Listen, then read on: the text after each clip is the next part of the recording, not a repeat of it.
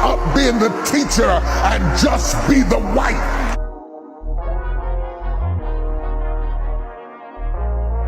I got a kid by him. Wow, so whose kid does your husband think it is? His. He thinks it's his baby. Oh my God. He don't know it's his cousin. Wait a minute, so you have a child by your husband's cousin. But your husband is raising it as though it's his own. So what does the cousin think about all this? Is he wanting to like reveal anything? Do y'all feel like coming clean, or is this to the grave? No, to the grave. Got a son. Would I really want him like, yeah, mom met this girl, she got 3 kids? I'm like, you couldn't find nobody else. You had to find a woman with 3 kids? There's a bunch of women out here. So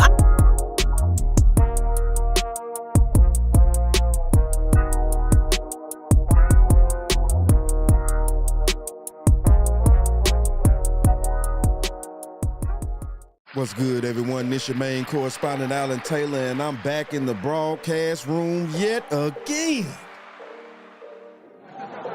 with another one.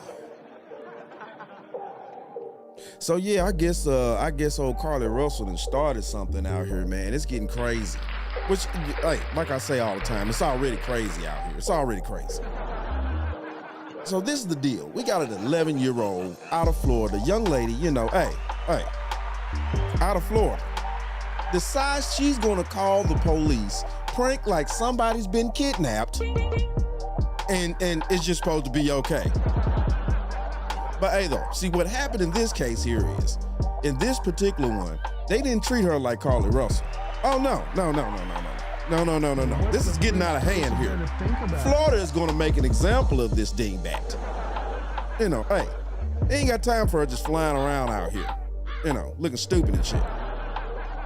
But it is what it is though, man. Hey, let's dive off into it. Put these quarters, nickels, and dimes in on the times. You can talk to your parents. We can open the window and let you talk to them. It's not a talk any parent wants to have, especially when it's about your 11-year-old daughter in handcuffs for a prank gone wrong. I'm telling you this right now, you're going to take this as a lesson at 11 years old, that if you do something stupid in the future, you're going to enjoy those cuffs. Her ruse was elaborate. It all started Wednesday morning when the girl, who we are not naming because she's a minor, texted 911 using the name Lily Lee Combs. She reported her friend had just been kidnapped and that she was pulled over on a local highway in Oak Hill, Florida. We scramble our air. Hey, don't that sound familiar? What the French toast is there to think about? You know, somewhat, you know, somewhat familiar. But at the end of the day, shout out to Florida, real talk. You know, shout out to them for not putting up with this mess. You know, taking this crap. You know, because that totally messes up the situation. Now you got cops running around all over the place looking for people that don't even fucking exist. It's crazy. Our unit gets up there, so we have air support, and the text messages keep coming in about directions, locations. 2 minutes later, Lily texted police that the suspect was in a white van and she was following it in a blue Jeep. Oh, wow. When police asked her what her friend's name was, she replied that it was a 14-year-old named Maddie Lawson. 9:54 a.m., she texted police he's tying her up. And 15 minutes later, she added that the male suspect was armed with a gun. Police say within 45 minutes. Hold on, right there. Hold on. Hey. What the French toast is there to think about? It's a lot, Kevin. It's a lot to think about. What am I thinking about here is, so she texts after she said that she was following in a blue car. You know what I'm saying? A blue Jeep. She was following the white van in a blue Jeep. But then, no, now she said after she texted all that the man is tying her up. Like, how the fuck is he gonna drive the damn Jeep? I mean, the van and tie her ass up. I mean, I'm just saying here. Toast is there to think about? I'm just saying here, people. To that first text, officers pinpointed where the texts were coming from and arrived on the scene. And instead of a kidnapping, they find the 11-year-old texting. And she tells us, oh yeah, I thought it would be funny to do that. Officers struck a pretty firm tone with the 11-year-old. Do you stand by the tone? You know. Yes. What the French toast is there to think about? What are we doing here, people? What are we doing here? if more parents would actually take a firm tone with their children, maybe some of these dingbats wouldn't be running around out here acting all crazy and shit. Hold on, you know, I'm just saying. What is your damaged muscle head? You stupid? You ignorant, or you just plain old deaf? Bitch, you're a Dorito. You was never chose. You're a Dorito, bitch. And you're mad that you're not chose. And you never What will the be French chose. toast is there to think about? You gotta have tough love here. You just can't rub her on the head and say you shouldn't do this. She insisted it was a one-time Dr. thing. Umar.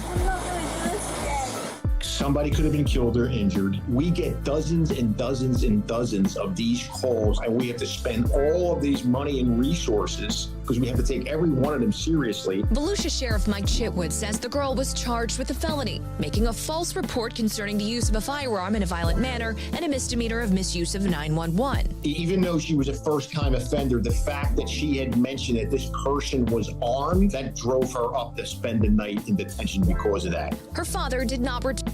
Oh, so she 11 years old. The French toast is there to Poor little white girl. Oh. She had to spend the night in the trenches. You know, hey. You know, I'm just saying here.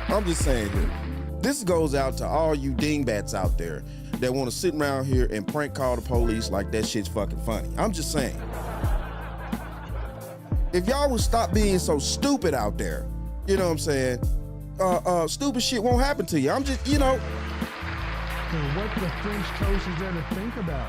Turn NBC's request for comment, but the sheriff does have a comment for all parents and would-be pranksters watching. At what point does a seemingly funny prank become criminal?